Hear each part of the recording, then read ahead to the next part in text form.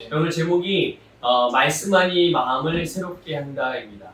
말씀만이 마음을 새롭게 한다. 우리가 지난주에 우리의 마음을 새롭게 함으로써 우리가 삶을 변화시킬 수 있다는 것을 우리가 함께 나눴어요. 우리가 우리의 인생을 변화시킬 수 있고 정말 더 나은 삶을 살 수 있는데 그렇게 변화된 삶, 더 나은 삶을 사는 데 있어서 가장 중요한 것이 마음이 변화되는 거란 말이죠. 근데 그 마음을 우리의 인생을 변화시킬 수 있는 마음을 하나님이 우리에게 주셨고, 그래서 그 하나님이 주신 의도와 또 하나님이 주신 그 마음을 사용하는 방법을 따라서 우리가 우리 마음을 다루기 시작하면, 사용하기 시작하면 우리는 얼마든지 우리의 인생을 새롭게 만들어갈 수가 있어요. 그래서 여러분, 우리의 삶이 어디까지 또 얼마나 또 어떤 모습으로 변화되어야 되겠는가, 여러분 한번 좀 생각해 볼 필요가 있죠. 여러분, 내 마음이 과연 어디까지 변하기를 원하나? 내 마음이 또 얼마나 또 어떤 모습으로? 결국 내 마음의 변화가 내 인생이라는 그 결과로 나오는 거거든요. 내 마음의 변화가 내 인격으로 표현이 되어지고, 그렇죠?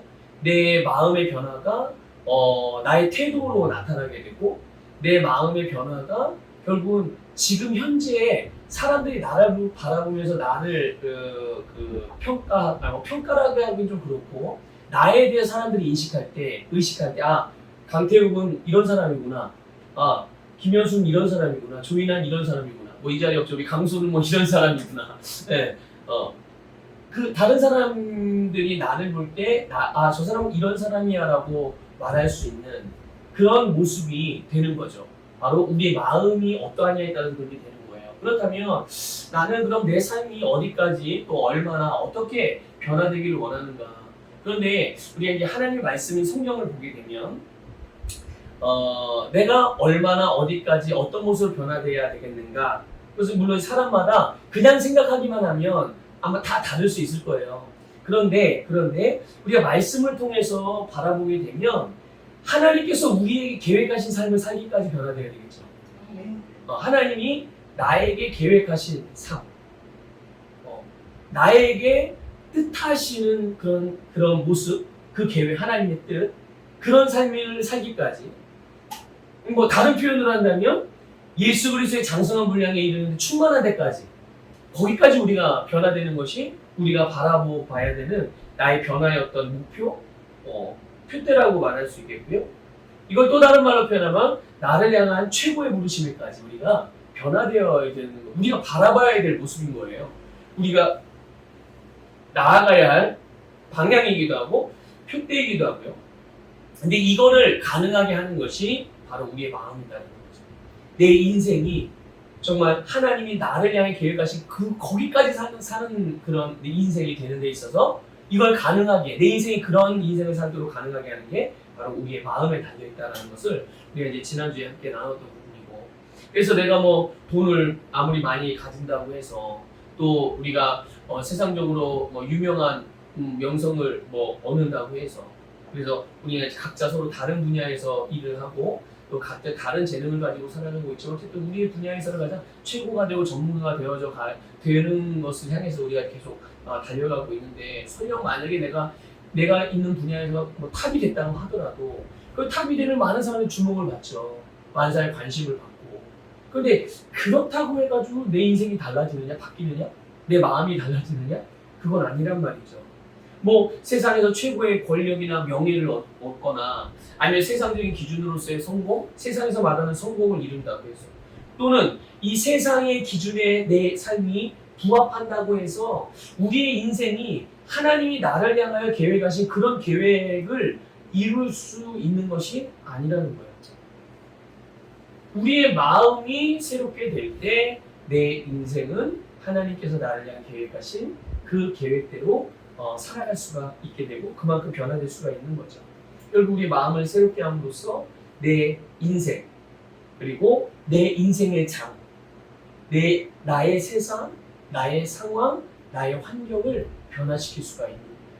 그러니까 내 마음에서 시작돼서 내 마음이 변화되고, 변화된 내 마음을 가지고 나라는 사람의 인생을 변화시키고, 또 내가 살아간 삶의 자리, 또 내 살아간 장, 또 나의 관계, 나의 세상을 변화시키고 또 내가 보게 되고 만나는 모든 상황이나 환경들을 그렇게 변화시킬 수 있는 거예요. 자, 그러면 우리가 과연 마음이 무엇인가? 마음이 이런 뜻이 있어요. 사람이 생각하고 추론하는 능력. 이게 마음이라고 합니다. 그러니까 마음은 사람이 생각을 하고 추론하는 능력, 이게 이제 우리 마음이 하는 기능이란 말이에요. 그러니까 우리의 마음 안에서 상상도 하고, 그러니까 그림을 보는 거예요. 상상한다는 얘기는 공상한다는 얘기가 아니라 그림을 보고 또 내 마음에서 인식하고, 우리는 뇌에서 인식한다고 하지만 뇌에서 인식하는 게 아니에요. 엄밀하게 말하면 우리가 진짜 인식하는 건 내 마음에서 인식을 하는 거고요. 또 마음에서 이해를 하는 거예요. 그러니까 마음에 이해하는 기능을 갖고 있고, 그리고 마음에서 우리가 이제 감각을 통해서 얻게 되는 느낌이나 감정들이 있잖아요. 근데 마음에서 이거를 다룹니다. 믹스를 해가지고 결과적으로 태도를 형성해가지고 행동하게 만드는 그 자리가 바로 우리 마음이에요. 그래서 사람이 어떤 태도를 취하고 어떤 행동을 하는데 그 마음 안에서 그 행동과 그 태도를 취하도록 어떤 의미를 부여한 거예요. 내 마음이. 내 행동과 내 태도에 대해서. 만약에 여기 컵이 있어요. 내 이 컵을 봤는데 내가 이 컵을 딱 본 순간 내가 이 컵을 어떻게 대할지, 어떻게 다룰지, 또 이 컵을 향해서 내가 어떤 행동을 할지를 딱 보는 순간적으로 내 마음이 어떻게 하는 거예요? 여기에 대한 의미를 내게 이제 부여를 하는 거예요. 그래서 자연스럽게, 그러니까 우리는 이 컵을 보면 그냥 무의식적으로 어떤 행동을 하고 이 컵을 어떻게 대한다고 이렇게 생각을 하잖아요. 그런데 그 정말 우리가 생각지 못하는 그 찰나의 순간에 내 마음에서 이미 이걸 딱 본 순간 이걸 내가 어떻게 다룰지, 내가 이걸 긍정적으로 생각할지 부정적으로 생각할지, 내가 이걸 옮길지 말지, 옮긴 다음 왼쪽으로 옮길지 오른쪽으로 옮길지, 내가 이거를 좋은 인상으로 표현할지 아니면 나쁜 인상으로 표현할지, 내가 이거를 긍정적으로 말할지 여기에 대해서 부정적으로 말할지, 이게 다 순간적으로 어디에서 일어나는 거라고요? 네, 우리의 마음에서 일어나는 일이다. 그러니까 마음이 바로 그런 거예요. 그래서 이 마음 안에서 모든 것에 대한 의미를 부여하고, 이 마음 안에서 모든 것들이 창조되어지고, 또 이 마음 안에서 모든 것이 기억하고, 또 모든 정보를 다 이 마음 안에서 처리하는 거죠. 이런 일들이 바로 마음에서 일어나는 일이고, 그리고 이 마음에서 일어난 일에 대한 결과가 우리의 태도와 행동을 만드는 거예요.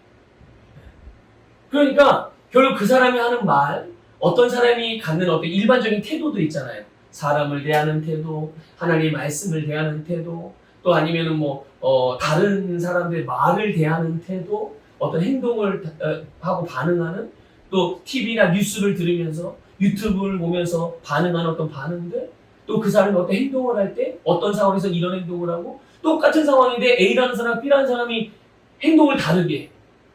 똑같은 걸 보고 똑같은 걸 들으면서도 반응을 다르게 해. 이게 다 무슨 차이일까요? 예, 그 마음의 차이인 거예요. 그 마음이 어떻게 가꾸어졌느냐에 따라서 그 사람의 행동과 태도를 결정하는 거죠. 결국 우리가 그러면 내 마음에 애초부터 내 마음에 아무것도 무의 상태가 있는 게 아니에요. 그러니까 뭔가를 집어넣은 거죠. 우리가 그동안 살아오면서 내 마음에다가 뭔가를 집어넣은 거예요. 그래서 내가 뭔가를 보고 뭔가를 듣고 뭔가를 배우게 될 때 내 마음 안에서 가지고 있던 그런 여러 가지 재료를 통해서 이제 그게 내 마음에서 어떻게 해석돼, 어떤 의미를 부여하는지 이렇게 이제 달라지게 되는 거예요. 거기에 따른 결과가 우리의 이제 행동으로 나오는 거예요. 그래서 성경에는요, 이런 마음이나 또는 마음에서 일어나는 일들에 대해서 여러 가지로 그러니까 뭐랄까요, 단어를 사용했는데 우리나라 말로 번역할 때는 이걸 막 이게 좀 혼용을 해가지고 사용이 되어져서 약간 혼란스러움이 있기는 해요. 그러니까 마음, 성경에 비해 마음, 어떤 데는 이걸 마음이라고 번역하기도 했고, 어떤 데는 생각이라고 번역하기도 했고, 어떤 경우는 혼이라고 번역하기도 하고, 어떤 경우는 심령이라고 번역하기도 하고, 이렇게 번역이 돼요.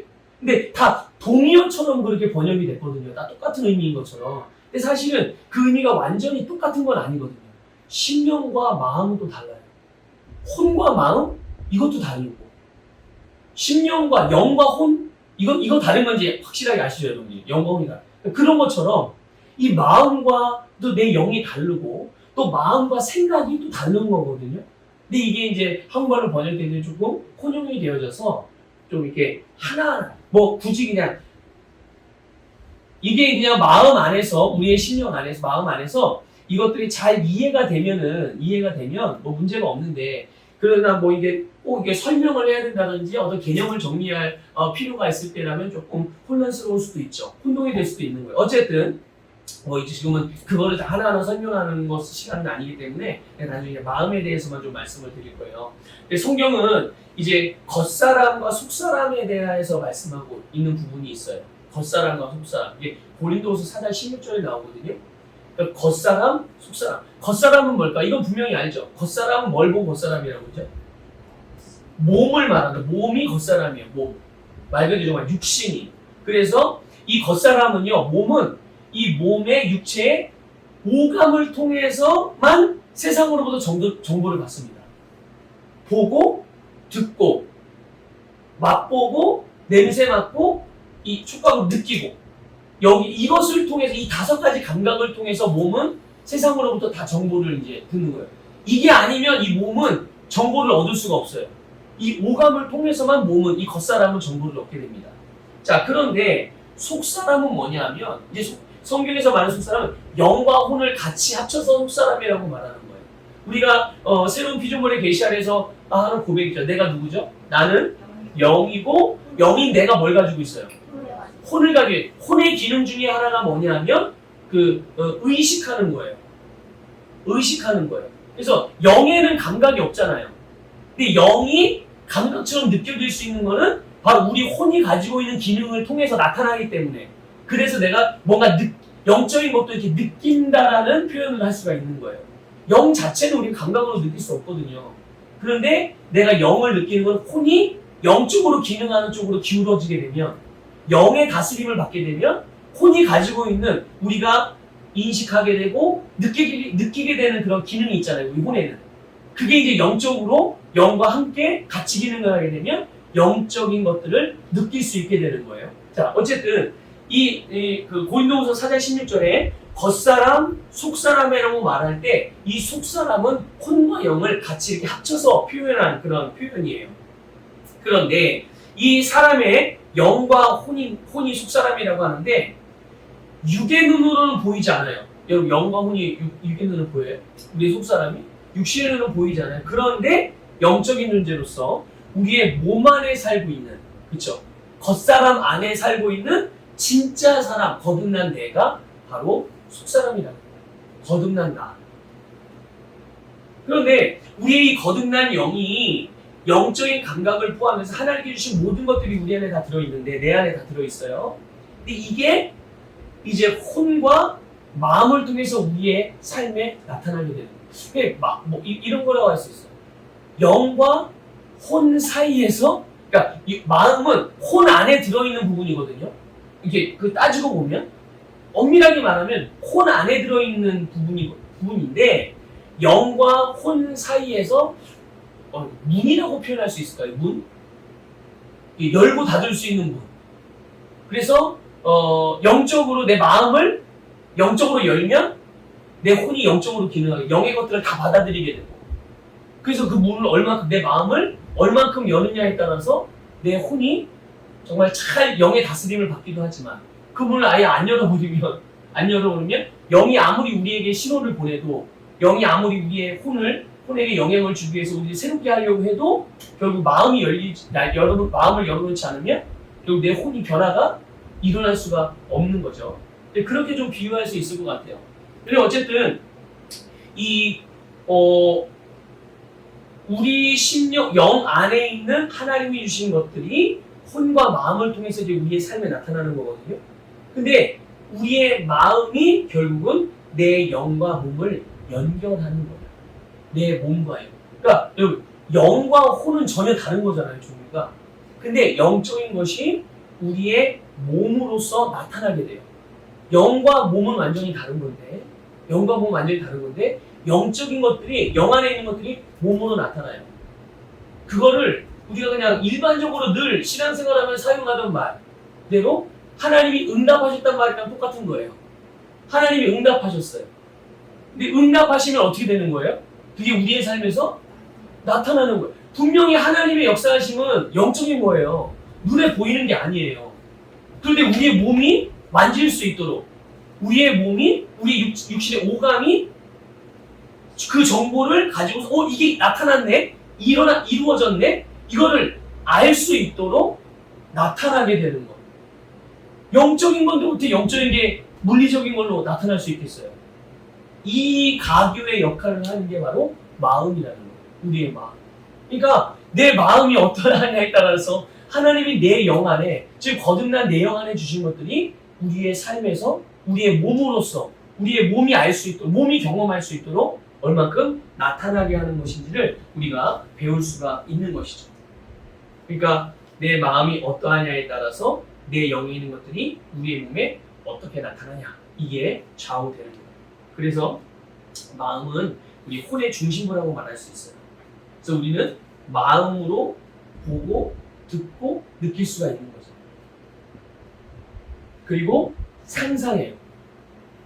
상상할 수 있어요. 상상한다는 것은 공상을 말하는 게 아니라, 성경에서 상상한다는 것은 공상을 하는 게 아니라, 말 그대로 빈 의미 없는 그런 헛된 꿈을 꾸는 게 아니라 하나님께서 나에게 주신 것들을 계속 그림을 갖는 거예요. 우리 그 그림을 어떻게 가져요? 하나님의 말씀을 통해서 갖죠. 우리가 늘 고백하는 고린도후서 5장 17절. 보라, 이전 것은 지나갔으니 우리가 뭐가 됐다고요? 새로운 피조물이 되었어요. 새 것이 되었어요. 새로운 피조물. 그러니까 우리가 보는 건 뭡니까? 거듭나고 새롭게 된 나를 계속 보는 거예요. 그 보면은 그 안에 있는 그 새로운 피조물인 내 안에 있는 하나님이 주신 것들이 보여지는 거죠. 육신의 눈으로 보는 거예요? 마음으로 보는 거예요? 예, 마음으로 보는 거예요. 근데 사실 마음으로 본다는 거는 그림을 계속 그리는 거예요.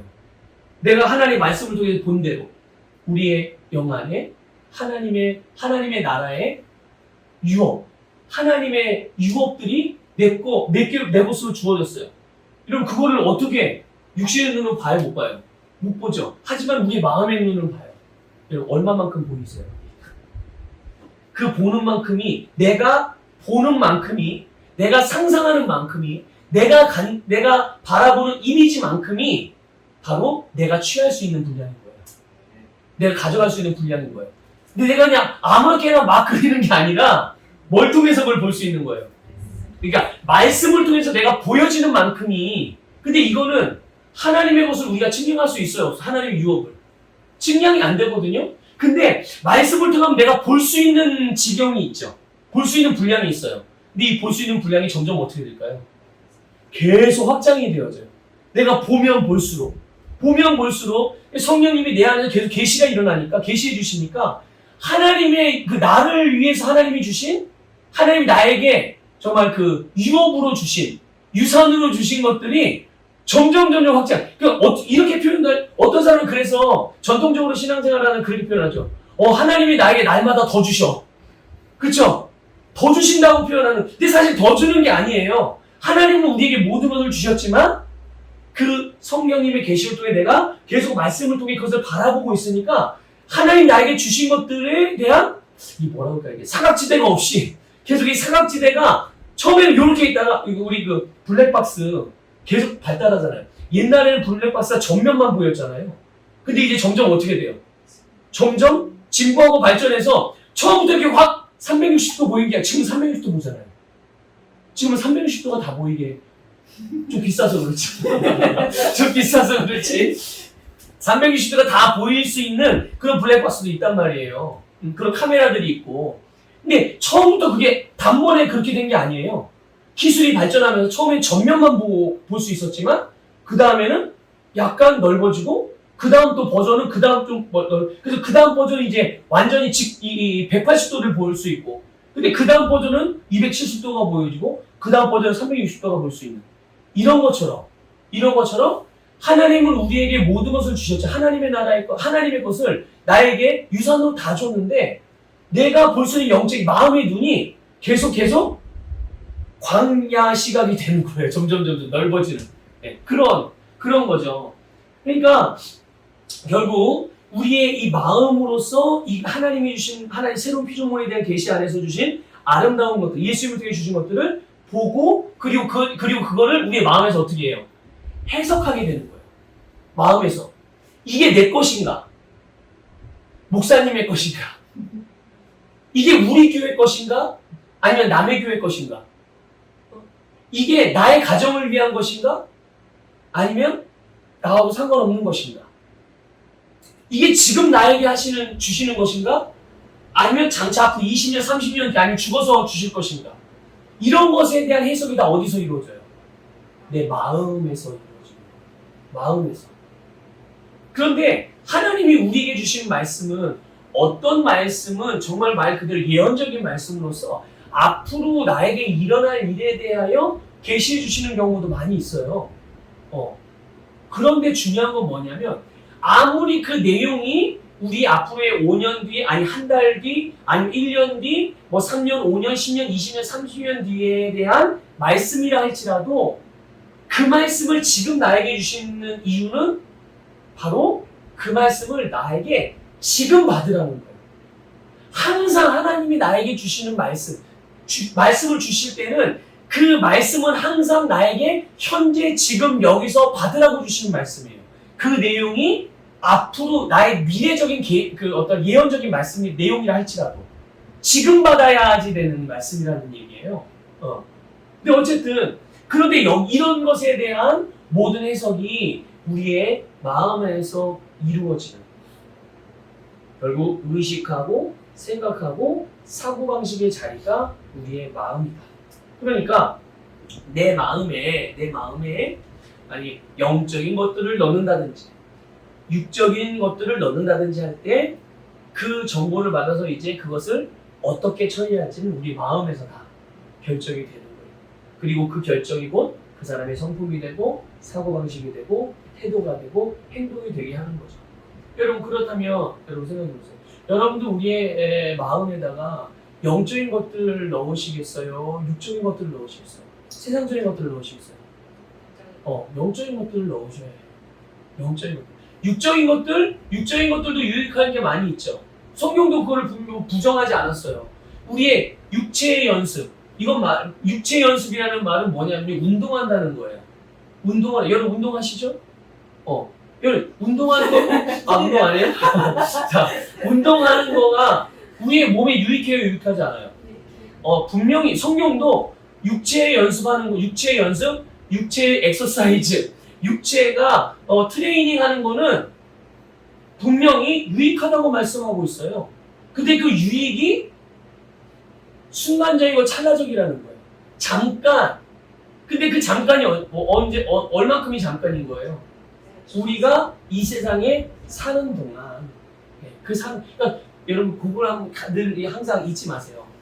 내가 살아가는 세상은 잠깐이구나. 이걸 꼭 잊지 마세요. 마치 우리가 이 세상에 영원히 살 사람처럼 그렇게 생각하고 살면 안 돼요. 이 성경은 분명히 우리가 이 땅에 사는 삶을 잠깐이라고 그렇게 항상 말하거든요. 그러니까 잠깐 사는 것이기 때문에 우리는 영원한 삶을 위해서 항상 이 잠깐 사는 삶을 영원한 삶을 위한 준비하고 영원한 삶을 준비하는 그런 삶으로 살아가는 게 마땅한 모습인 거죠. 자, 어쨌든 우리가 육신의 것들을 우리의 마음에 넣고 육신의 일을 하는 것도 유익이 있어요. 근데 거기에는 분명한 한계가 있는 거죠. 잠깐이라는 거예요. 이 세상을 사는 동안 또는 또 어떤 사람은 영과 혼과 육으로 되어져 있는데 어떤 정신적으로 뭔가를 조금 발전시켜 줄 수 있고 조금 예의 바르게 만들어 줄 수 있고 조금 더 철학적으로 생각을 조금 더 깊이 할 수 있겠죠? 그런 데까지는 도와주지만 절대로 나를 영적이게 만들어주지 못해요. 내가 영적인 존재인데 영적으로는 전혀 기능하지 못하죠. 세상적으로나 우리가 육적인 것들을 내 마음에 넣는다면, 그러나 영적인 것들을 내 심령에 넣는다면 하나님께서 나를 지으신 그 모양대로 그렇게 기능하면서 살아갈 수가 있는 거예요. 그래서 우리가 영적인 것으로 내 마음을 다루고 영적인 것으로 내 마음을 가꾸기 시작하면 우리는 육체적인 감각 이상의 것을 알고 그 이상의 것을 살아낼 수가 있는 거예요. 그게 바로 영적인 감각, 영적인 정보를 통해서 마음을 새롭게 하는 거죠. 그 마음을 새롭게 하는 그 영적인 게 뭐겠어요? 그게 바로 말씀. 그래서 우리의 그 마음을 다루는 일은, 마음을 가꾸는 일은 오직 영적인 하나님의 말씀으로만 가능한 거예요. 그러니까 한 사람이 인생을 변화시키는 마음을 새롭게 하는 일, 그건 바로 영이신 하나님의 말씀으로 이루어지는 일이고, 그 마음이 말씀으로 새롭게 될 때 그 사람의 거듭난 영이 가지고 있는 아름다운 것들이 그들의 삶에 나타나게 되는 거예요. 그래서 그 속에 있는 것들이 그 사람의 인격과 삶이 될 수 있는 거죠. 여러분 속에 뭐가 있어요? 이제 여러분의 마음의 눈으로 상상의 나래를 펼쳐보세요. 마음의 눈을 열고 하나님의 말씀이 거듭난 나에게 주신, 내 영 안에 주신, 예수님을 통해 주신 여러분 속에 있는 것들을 한번 다 끄집어내보세요. 여러분의 생각 속으로 끌어올려보세요. 여러분의 혼의 영역으로 끌어올려보시라는 거예요. 마음의 눈을 열어서 여러분 영 안에 있는, 거기에는 그냥 좀 조금 이렇게 뭉뚱그려서 얘기하면 부유함도 있을 것이고, 거기는 건강도 있을 것이고, 치유도 있을 것이고, 탁월함도 있을 것이고, 성장도 있을 것이고, 능력도 있을 것이고, 사랑도 있을 것이고, 여러 가지가 있을 수 있겠죠.